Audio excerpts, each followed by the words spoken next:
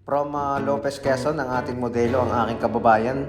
Dinayo pa ako dito sa Cabuyao, Laguna para lang magpagupit at makabisita na rin, mangumusta. 1.5 na clipper guard ang ginamit ko sa gilid ng kanyang buhok. Ang gusto niyang gupit ay ganyan pa rin ang itsura pero may forma. Kaya ang gagawin natin, taper, crop top, sundan lang natin yung forma ng kanyang buhok. 1.5 ang ginamit ko dito para hindi na natin babalikan pa yung ibang bahagi dito sa may gilid ng kanyang tenga.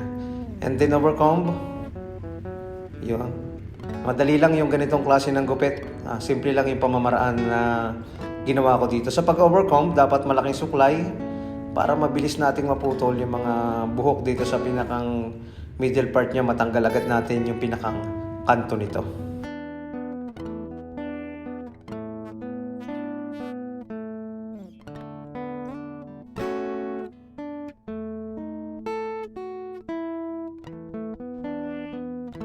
And then gumamit tayo ng trimmer para mabura na agad natin yung part ng kanyang patilya. Yung estimate na lang natin kung hanggang saan yung magiging guidelines niya para kapag nag-blend tayo, sakto lang yung taas na gusto ng ating client. Then lagyan na ng guhit itong pinakang gilid sa may likod ng tenga para kapag nag-ahi tayo, easy lang. Hindi siya mahirap ahitan dahil may guhit na at the same time, hindi masakit ang pag-aahit. Yun. Ganito rin sa likod. Kapag naghagod tayo, dapat yung taas ng gagawin nating taper sa kanya ay ganun din. 0.5 o half guard agad dito sa may part ng likod para unti-unting mag-blend o unti-unti nating ma-fade yung pinakang likod niya.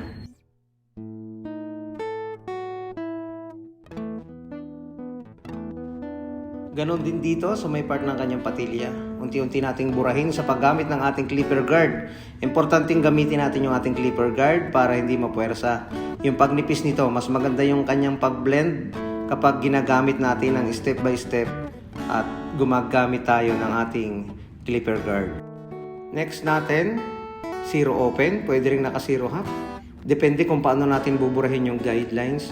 Kapag hindi natin agad matanggal yung guidelines, medyo itaas natin yung adjuster. Tapos kapag tumataas naman yung hagod natin, ibaba natin i-open o i-half natin ito. Tapos yung kanto lang ng clipper ang pwede nating patalabin para hindi mapuwersa, hindi masyadong mapataas yung pagbawas natin. Yung ganun lang kasimple mga kabarberos. Then pantayin na rin natin yung part ng kanyang noo para makita natin yung line up, yung swabing line up nito bago natin ito aahitan.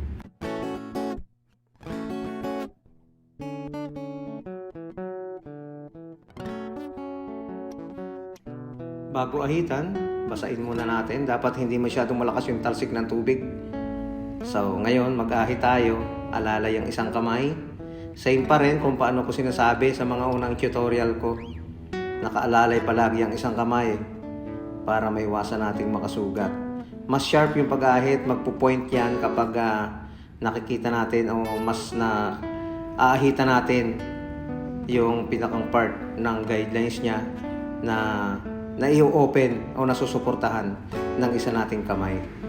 Nababatak din yung balat, mas nakakapag-ingat tayo para hindi masugatan ito.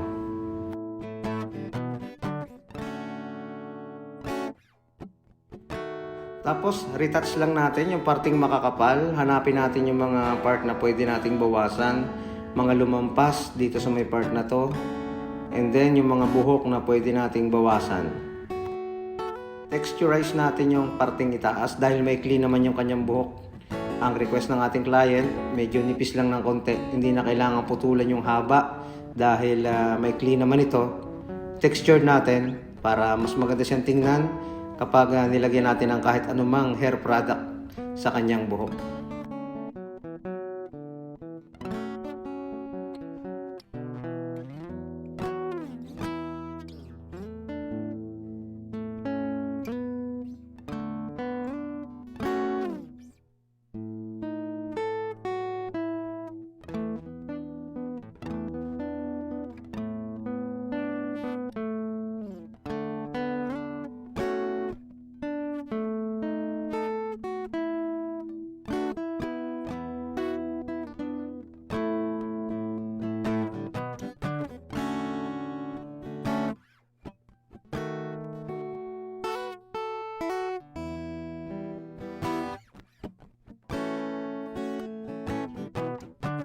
Gamitan natin ng shaver yung pinakang ibabang bahagi niya para mas makinis.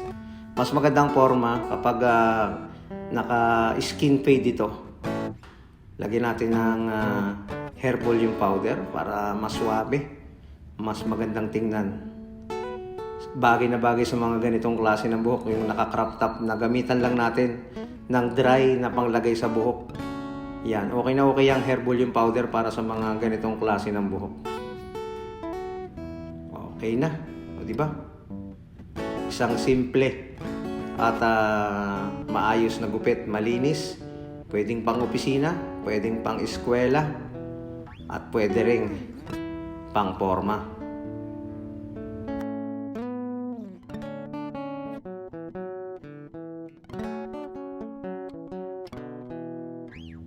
Sa mga followers natin dyan sa ating Facebook page, pakisuporta rin ng aking personal account. Yan, pakibisita na rin para inyong mapalo na rin at ma-likes o makapag-comment, makapag-share ng aking mga video. Maraming salamat mga kabarberos.